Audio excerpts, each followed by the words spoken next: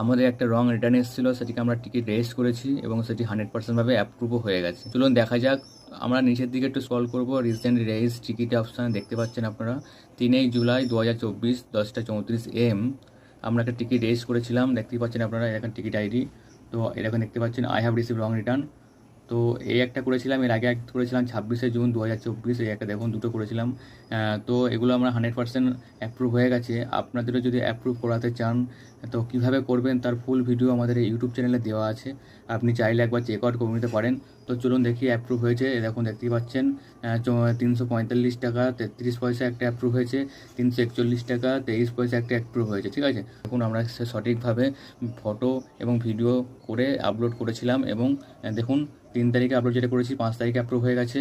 তো আপনারা যদি 100% অ্যাপ্রুভ পেতে চান তাহলে আমাদের চ্যানেলে ভিডিওটা দেওয়া আছে, আপনি চাইলে একবার চেক আউট করে নিতে পারেন সঠিক নিয়মে কীভাবে মিশোতে রং রিটার্ন ক্লেম বা